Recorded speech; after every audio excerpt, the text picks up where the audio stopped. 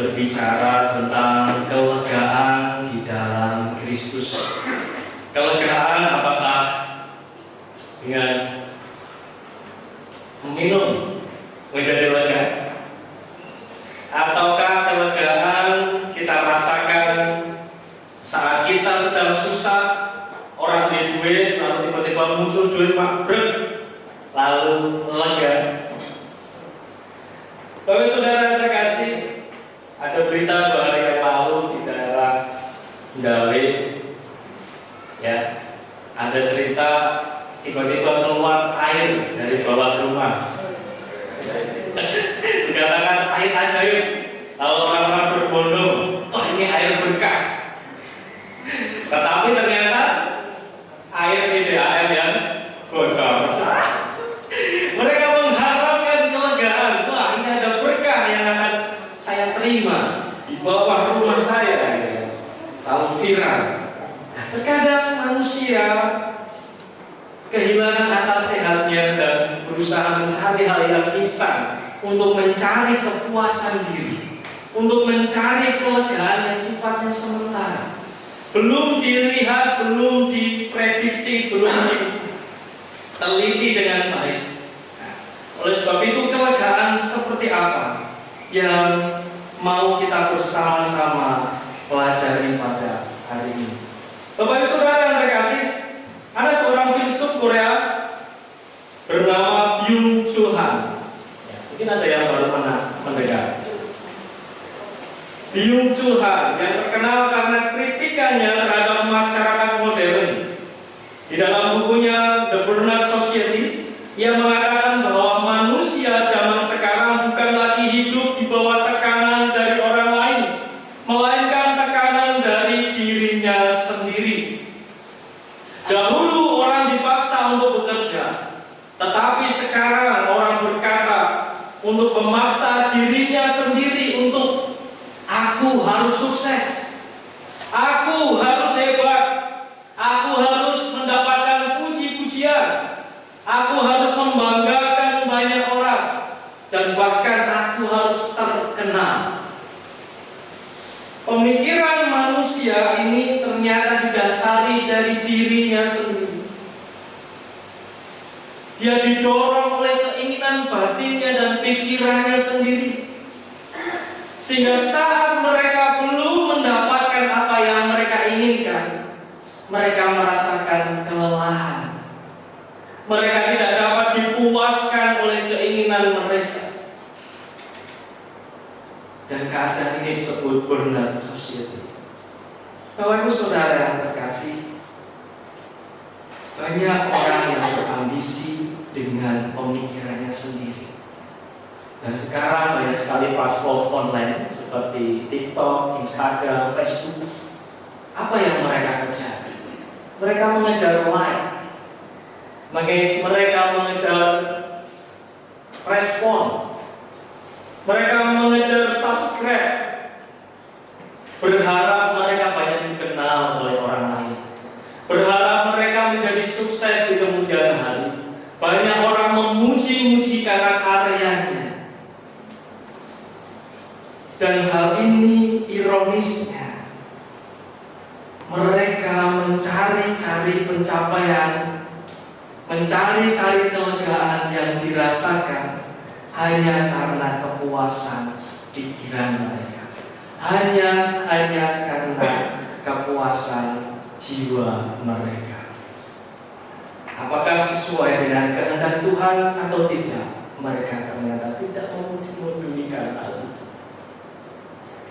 Oleh sebab itu, Bapak Saudara, jika kita menjumpai ada seseorang yang naik jabatan tapi tidak merasa senang, ada juga yang mempunyai rumah tetapi tidak merasa damai, ada juga yang mereka merasa, wah aku sudah melayani Tuhan, tetapi tidak merasakan kepuasan di dalam pelayanan.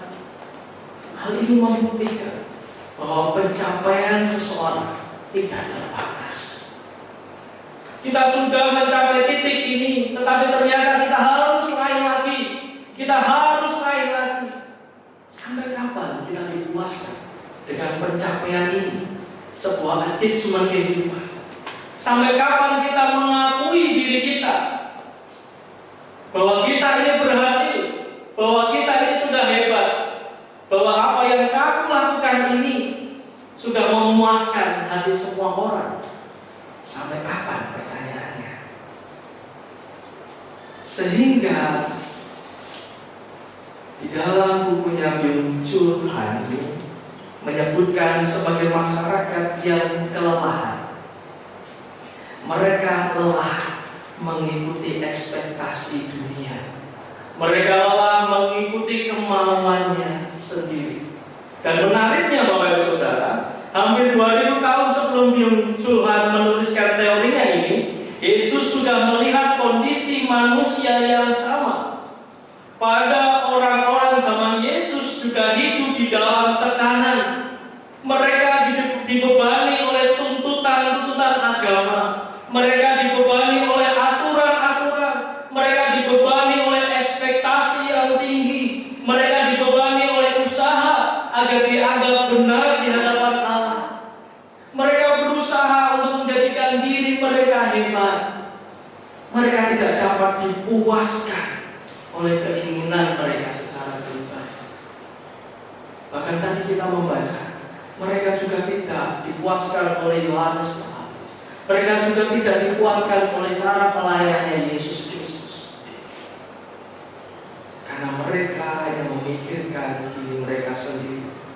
Dan di tengah-tengah kelelahan itu Yesus berkata, "Marilah kepadaku, aku akan memberi kelegaan kepadamu." Bukan sekedar istirahat fisik, tetapi kelegaan bagi jiwa. Bapak Saudara yang terkasih, kita mau belajar apa itu kelegaan. Saya tuliskan ada 3 perbandingan dari kata kelegaan. Menurut kamus, kata kelegaan ini berarti keadaan senang, keadaan tentram, tidak gelisah atau khawatir lagi. Sehingga muncul sebuah kelegaan saat keadaan-keadaan yang tidak baik itu berubah menjadi lebih baik. Lalu menurut para ahli dikatakan kelegaan adalah emosi positif yang muncul ketika rasa cemas, stres atau ketegangan emosional mereda. Kelegaan adalah emosi menyenangkan akibat hilangnya atau berkurangnya peristiwa negatif. Juga dikatakan proses pelepasan emosi atau trauma psikologis. Lalu menurut di dalam konteks Matius 11 ayat 28, apa itu kelegaan?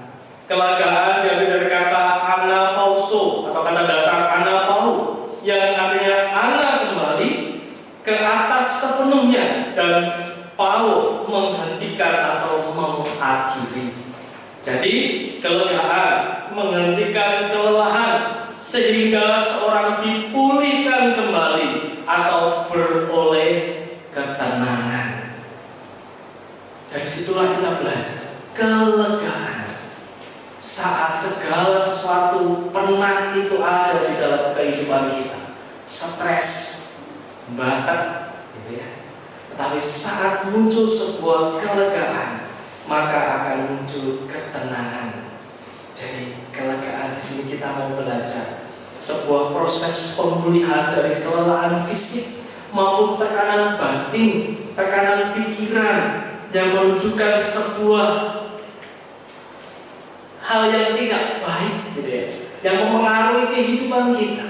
Tetapi dengan adanya kelegaan, ya, ada bukti yang pasti, dan bukti itu diambil atau kita peroleh dari Yesus yang akan memberikan kelegaan bagi diri kita masing-masing.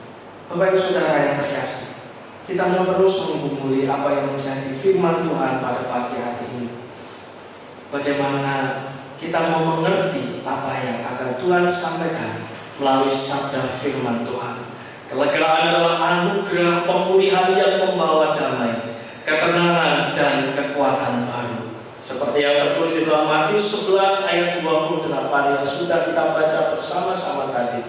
Marilah kepadaku semua yang letih lesu dan berbeban berat, aku akan memberi kelegaan kepadamu.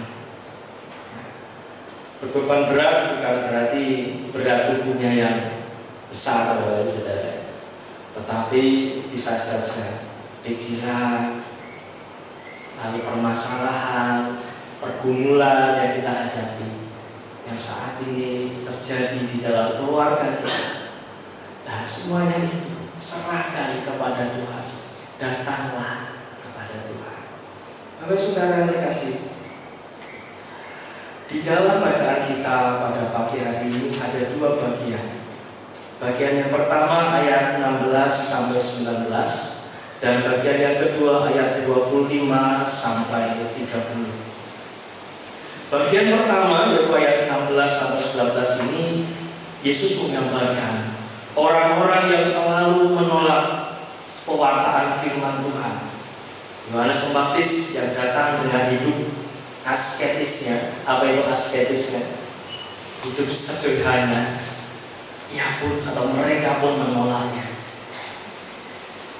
Lalu Yesus yang datang dengan kasih, menunjukkan kedekatan kepada semua orang, bahkan orang-orang yang dianggap berdosa sekalipun.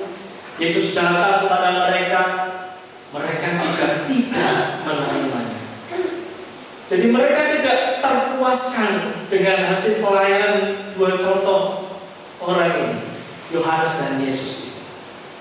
Ya. Artinya Bapak Saudara, masalah mereka adalah tidak mau percaya dan hanya melihat dari satu sudut pandang, yaitu sudut pandang pribadi mereka. Lalu bagian yang kedua yang akan menjadi pembahasan kita pada pagi hari ini, Bapak Saudara, di dalam ayat 25 sampai 30, Yesus mengundang orang-orang yang letih lesu untuk datang kepadanya. Mengapa sih mereka letih dan lesu? Karena mereka hidup di bawah hukum Taurat yang telah diperberat oleh para ahli-ahli Taurat dan orang-orang Farisi. Kita tahu, kita sudah mendengar banyak aturan-aturan atau hukum-hukum Taurat. Ada kurang lebih 600 gitu ya, yang tertulis mereka harus mematuhi semuanya, sehingga mereka merasa terbebani. Saat mereka beribadah, mereka merasa wah, aturan ini yang sangat ratusan ini sungguh sangat menjadi beban. Oleh sebab itu mereka mungkin menganggap bahwa agama bisa saja menjadi beban, Bapak Ibu Saudara. Dan mungkin saja jika kita merasakan hal yang sama, jangan-jangan kita beribadah ini juga membawa beban.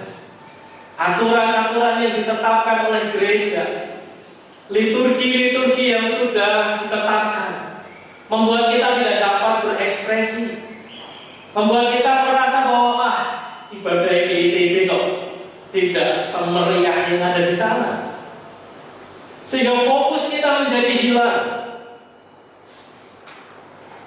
Dan mungkin saja saat kita datang beribadah dengan tubuh yang lemas, tidak ada gairah.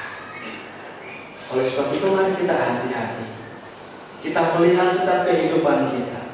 Kita belajar untuk mencari kelegaan. Bapak Ibu Saudara, bagaimana kita mendapatkan kelegaan? Yang pertama, kita mau datang kepada Kristus. Marilah kepadaku semua yang letih dan lesu dan berbeban berat, aku akan memberi kelegaan kepadamu. Ayat 28. Saudara yang terkasih, kata marilah dituliskan deute, menunjukkan gerakan aktif menuju Yesus. Ini bukan sekedar ajakan untuk mendengar, tetapi untuk membangun sebuah relasi, membangun sebuah kedekatan kepada Yesus, membangun sebuah keintiman kepada Tuhan. Marilah. Kalau kita diajak untuk mari, tetapi hanya merespon iya tanpa ada gerakan, ya sama aja. Maka firman Tuhan berkata, mari mari datang DUT, mari terus mendekat kepada Tuhan. Agar setiap kelelahan kita secara fisik, kelelahan kita secara mental, kelelahan jiwa kita mau serahkan kepada Tuhan. Dia sedang berbicara kepada saya dan ibu bapak semua. Kekhawatiran kita, tekanan hidup, masalah yang kita hadapi, kelelahan keluarga kita, ekonomi dan sebagainya, yang kita anggap itu adalah beban kita, mari kita serahkan kepada Tuhan. Teman saudara yang terkasih, mungkin hari ini kita sedang merasa lelah dengan pemikiran kita, lelah dengan ekspektasi kita, lelah dengan pencapaian diri kita yang harus kita kejar. Orang bilang di dunia ini, Indonesia ini boleh apa tau? Cari apa ini Bapak? Orang berkata bahwa sampai kapan mau mencari pengakuan diri? Sampai kapan kau harus mencari sebuah validasi untuk mengatakan bahwa aku sudah berhasil?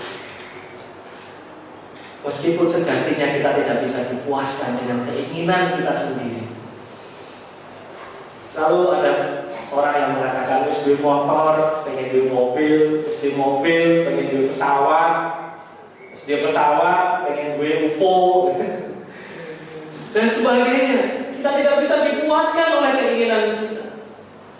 Baju di lemari wis waki, tapi bilang sama suami, "Pak, aku gak punya pakaian." Tasnya wis akeh, "Pak, tasku masuk." Bapak-bapak juga mungkin seperti itu. Sepatuku wis elit ketok bosen. Mah aku tak tuku sepatu yo, pada sepatu wis numpuk-numpuk. Kita tidak bisa dipuaskan dengan keinginan kita. Dan bahkan kita justru malah lelah dengan apa yang menjadi pencapaian diri kita. Pekerjaan kita, faktor ekonomi dalam keluarga kita terus membuktikan diri kita, aku bisa, aku mampu,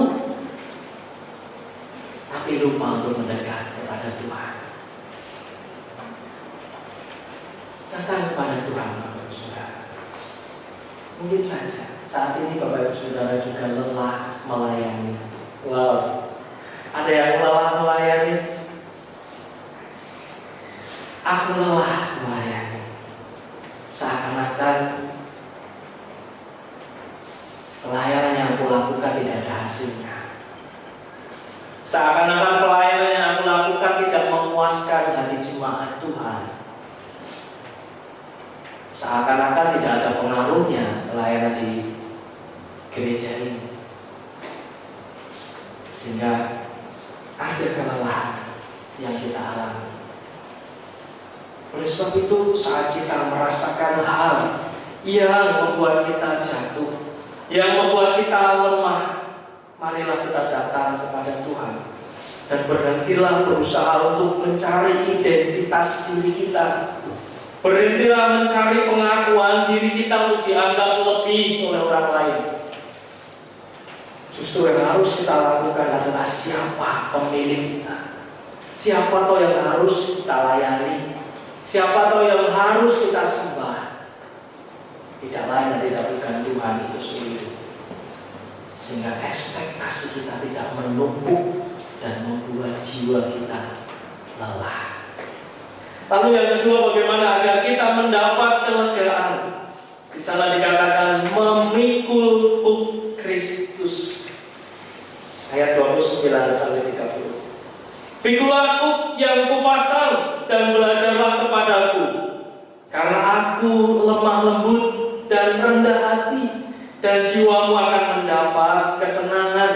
Sebab kuk yang kupasang itu enak dan bebanku pun ringan. Saat kita ingin melepaskan beban, tetapi kenapa Tuhan malah berbicara tentang kuk? Mengapa Yesus masih berbicara tentang kuk? Bukankah orang yang lelah ingin melepaskan beban?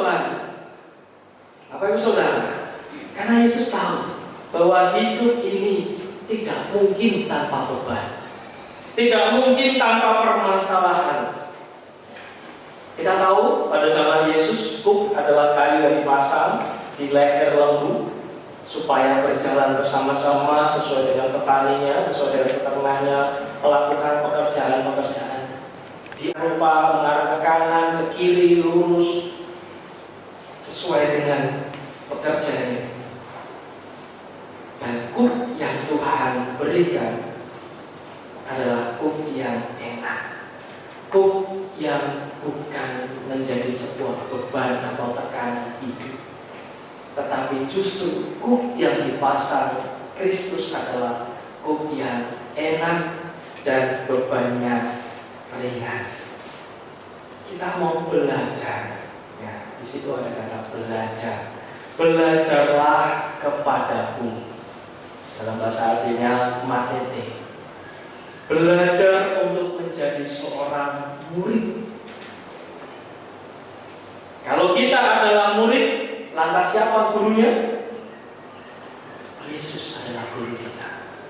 Dialah yang menjadi teladan kita. Artinya apa, Bapak Saudara? Artinya setiap hari kita harus hidup bersama dengan Sang Guru itu.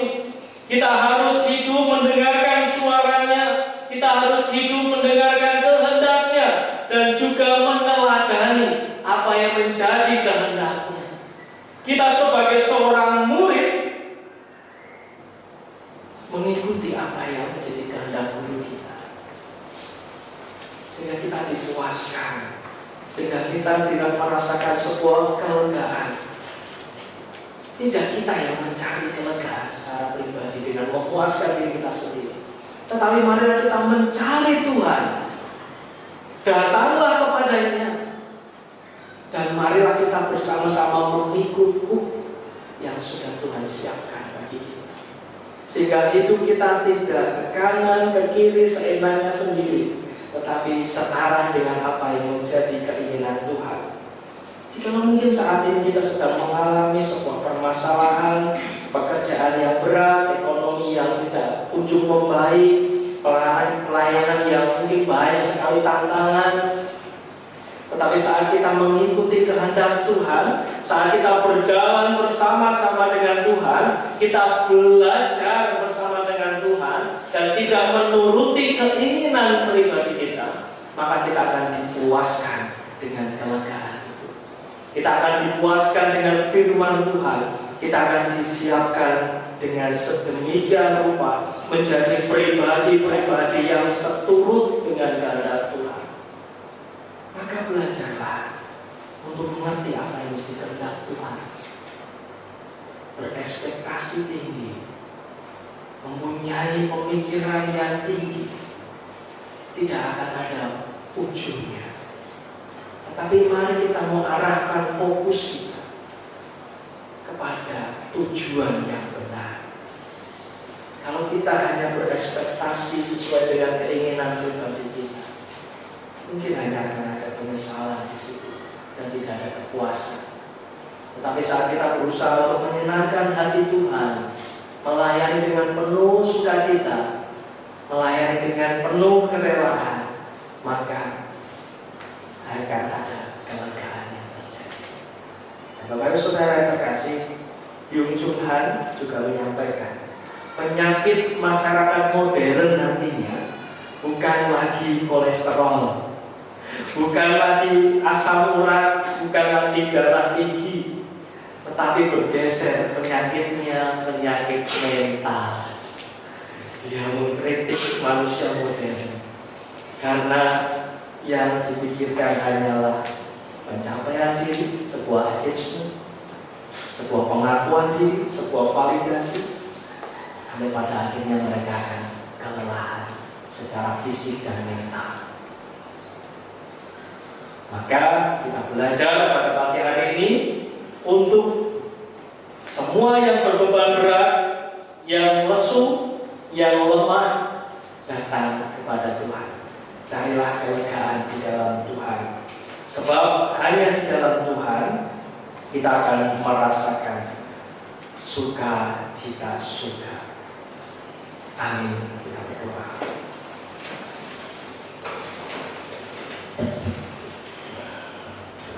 Sungguh kami bersyukur jika sabda firman-Mu yang akan menguatkan kami